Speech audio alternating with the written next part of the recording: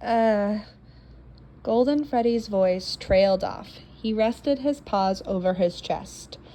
Our little yellow bear was both very anxious and lost. Scott, our phone guy, however, was too distracted on his planning to notice.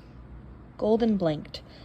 Scott had did a complete 180 from bullheadedly protecting William to now proclaiming that he'd do just that with Goldie and his new family. Huh? Golden finished. Would Scott turn on Goldie's family just as fast? Was he just placating Goldie's wishes, thus ensuring that Golden would stay compliant to Scott's demands? How could Goldie even trust Scott again after everything? After everything, what could Goldie do? He was stuck. Trapped. Scott remained, mostly, lost to Golden's internal panic. He did see Golden's frown, though.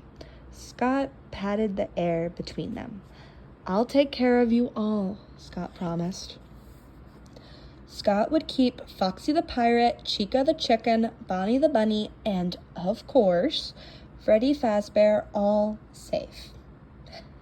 He'd do what he should have done with his own kids. Scott would keep them safe, and he would teach them how to protect themselves. He wouldn't leave Golden on the sidelines either. Golden was the younger of the twin bears that Scott and William had built together. Fredbear was the first to open his eyes, and then Golden followed. Next, they built Spring Bonnie, and out of those three, Golden was the only one left of the original Fazbear Diner. Scott needed to keep Golden safe. Fredbear Jr., now going by Golden Freddy, would be kept safely from William if it was the last thing Scott would do. There was only one hiccup to that thought. William himself. The self-proclaimed purple guy. Scott placed his hand under his chin. Keeping William away from you and the kids will be difficult, but not impossible, Scott said. William had been doing routine checkups on the kids for some time.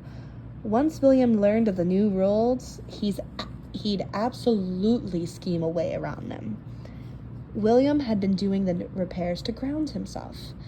Taking that away from William could cause him to... Scott cut that thought right off. He couldn't lose his best friend again. But he couldn't lose the Fazbear crew and Golden. He would just need to redirect William's attention. Scott was so lost in his thought that he didn't notice how Golden had started to shake. Scott? Golden whimpered. This was all too much. Golden knew he should be grateful to Scott, but he couldn't. The children will be safe from William. Golden will be safe from William. Golden should feel relieved. Why wasn't he relieved? This was all too much, too soon. Goldie couldn't put his trust back in Scott, but what choice did he have? He was trapped. Hello, my lovely cupcakes. Elsie Rowe here. I hope you guys are having a wonderful day. I'm sorry this episode and for a little bit, the comic is getting a little emo, is getting a little intense. I've been trying to write notes so that way I can keep these end credit bits shorter. It's harder because I like talking to you guys.